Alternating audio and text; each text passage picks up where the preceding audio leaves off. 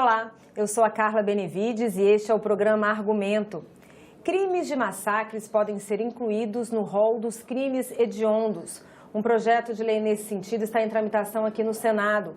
A proposta altera o Código Penal e especifica que matar pessoas indiscriminadamente em locais de grandes aglomerações como escolas, por exemplo, passa a ser crime hediondo com pena de até 40 anos de prisão. A gente vai conversar agora com o senador Sérgio Moro, do União Brasil do Paraná, que é o relator dessa proposta. Senador, muito obrigada pela sua presença aqui no nosso programa. E eu já começo perguntando ao senhor se essa proposta surgiu exatamente por conta do aumento do número de casos de violência nas escolas. Carla, esse ano nós tivemos já 3 ataques. Um em São Paulo, um em Santa Catarina e tivemos em Cambé, no Paraná, é uma cidade ali na região metropolitana de Londrina, há mais ou menos uma semana. Um indivíduo, a gente nunca fala o nome disso porque essas pessoas querem se tornar celebridades. Então a gente nunca deve divulgar o nome desses agressores. Ele invadiu a escola, supostamente para tirar um histórico escolar, era um ex-aluno, e ele assassinou o Luan e a Caroline, 2 adolescentes, de uma forma cruel, de uma forma desmotivada, supostamente por ter sofrido bullying, ninguém sabe se isso é verdade ou não, mas nada justifica. E antes, o senador Efraim havia apresentado esse projeto, que é o 1880, para a criação desse tipo penal. Veio para a minha relatoria e, diante desse último acontecimento, eu acelerei a apresentação do relatório e hoje está na CCJ aguardando a votação. Deve ser votado, talvez até antes do recesso, já que existe uma certa urgência nessa temática. Pois é, quando a gente fala em massacre, a gente até estranha, né, senador, isso já não ser um crime hediondo. O que muda exatamente na tipificação penal? Porque, atualmente, como que é tipificado um crime desse? O que mudaria na prática? Falei a cena. O que eu fiz no relatório? O que é importante? Nós criamos um tipo penal qualificado de homicídio. É um novo parágrafo, o artigo 121 do Código Penal. Ficou mais ou menos assim: matar mais de uma pessoa para obter repercussão social em aglomerações como escolas, aeroportos, rodoviárias. É um tipo penal específico. Propomos uma pena igual do latrocínio, de 20 a 30 anos, por vítima. Hoje, se uma pessoa cometer um homicídio, múltiplos homicídios, como por exemplo uma escola, já vai incorrer no artigo 121 como homicídio qualificado, mas a pena é menor. E nós entendemos a hora de criar um crime específico para aumentar a pena. Mas o principal objetivo é que nós colocamos um outro parágrafo dizendo que a realização de atos preparatórios inequívocos de um massacre também constitui crime, embora a pena um pouco menor. Porque qual que é a ideia de você criminalizar os atos preparatórios? É como na lei antiterrorismo. Existem atos que são tão graves que justifica você antecipar a consumação do delito para permitir a intervenção da polícia antes que o crime comece a ser tentado. Então, por exemplo, se a polícia descobre um plano de alguém para atacar uma dessas escolas e matar várias pessoas, isso desde logo passa a ser crime e a polícia pode intervir e prender. Não precisa esperar a pessoa ir até a escola com uma arma para começar a atirar nas pessoas. Então, a ideia é exatamente, o principal objetivo do projeto é você permitir a criminalização dos atos preparatórios. Fazendo um paralelo, né, com o terrorismo, vamos lembrar no ataque das Torres Gêmeas.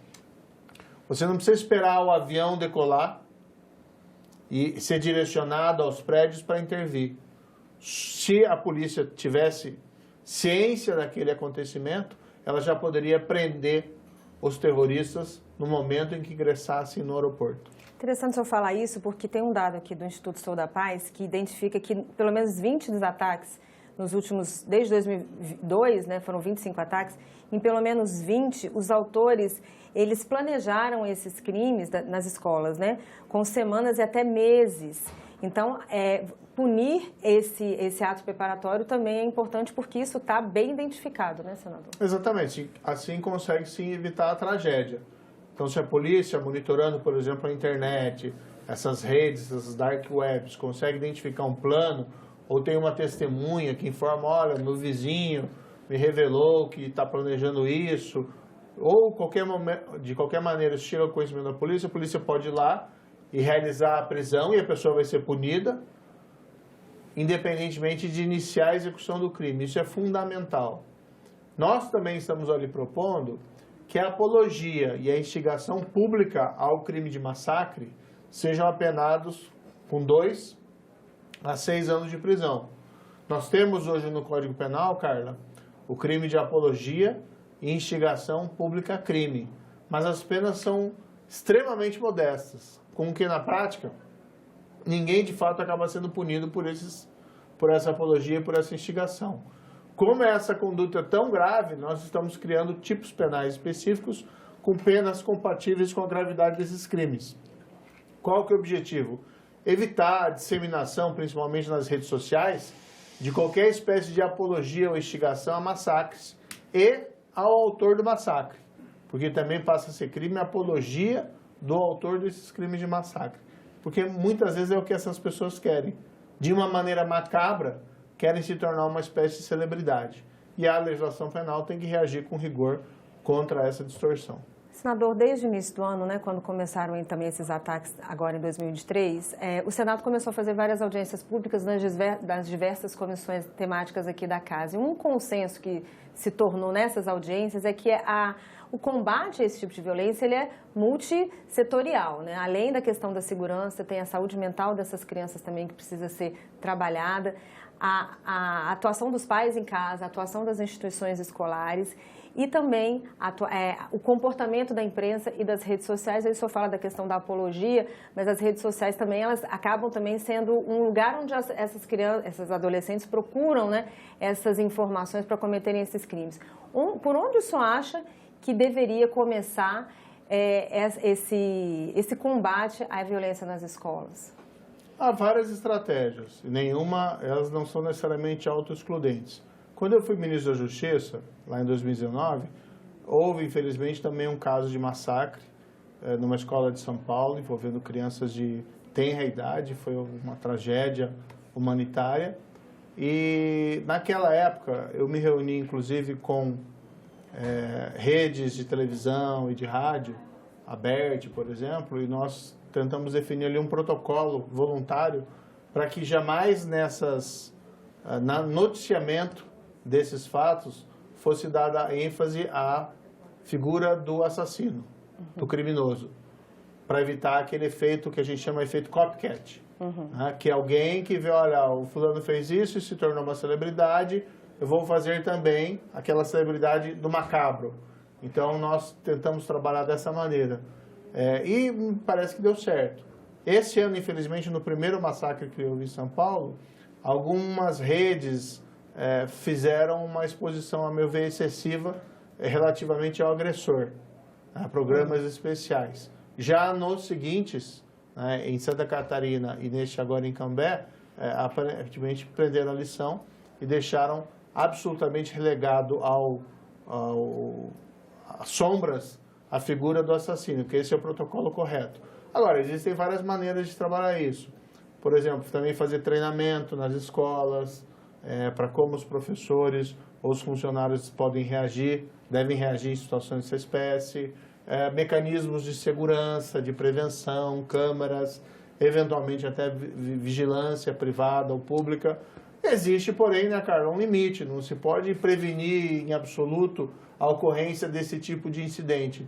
O que tem que se fazer é tomar medidas para evitar que elas aconteçam. E caso aconteçam, reprimir severamente. Esse que é o objetivo do nosso PL 1880.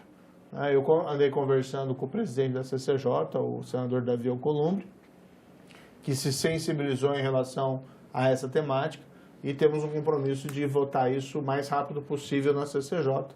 Então, logo tenhamos sessões deliberativas, acredito que será um dos projetos aos quais será dada prioridade. Senador, só para a gente finalizar, eu queria que o senhor comentasse um outro dado também do Instituto Sou da Paz, que fala que de 6 dos 11 ataques envolvendo armas de fogo, essas armas foram adquiridas pelos adolescentes nas suas próprias residências. Eu queria que o senhor comentasse isso é um fator preocupante, se isso pode ser atacado de alguma forma, e também, se possível, ao que o senhor atribui o aumento dessa violência nas escolas?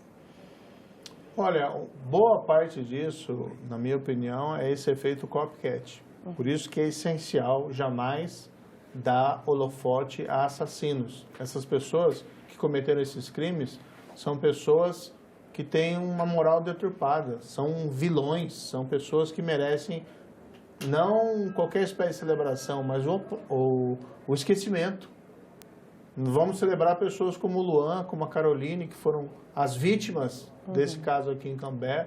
Vamos celebrar os familiares, vamos honrar, né, aqueles que foram atingidos pelo crime, mas jamais os assassinos. Então a imprensa e as próprias redes sociais nesse ponto têm um papel fundamental. E aqui não se trata de cercear a liberdade de imprensa, não se trata de cercear a liberdade de expressão. Não deve ser essa a estratégia. Eu, por exemplo, sou contra esse projeto das fake news, acho que ele está mal desenhado. Agora, jamais a gente vai admitir que a imprensa ou as redes sociais instigam as pessoas a cometer crimes de massacre em escolas, ou celebrar a figura desses assassinos, né, mórbidos, como foi, por exemplo, nesse caso. Então, uma estratégia é essa. A questão das armas é uma questão mais ampla, e às vezes a gente tem que tentar evitar um pouco que um debate contamine o outro. Não há nenhuma dúvida do nosso repúdio e de qualquer espécie de dúvida quanto à necessidade de prevenir esses ataques em escolas ou aglomerações urbanas. Em relação à questão das armas, existem diversas nuances. E, claro, o controle das armas é importante, sim, embora também tenha que respeitar o direito daquelas pessoas que se sentem mais seguras tendo uma posse de uma arma em casa. Tem que encontrar um equilíbrio entre essas duas situações. Mas o que a gente vê, muitas vezes, como foi o caso até desse ano, tivemos massacres realizados com arma de fogo, mas também tivemos um massacre sendo utilizado com arma branca, como foi o caso de Santa Catarina. Senador, muito obrigada pela sua presença aqui, pelos seus esclarecimentos aqui no nosso programa Argumento, e volte outras vezes.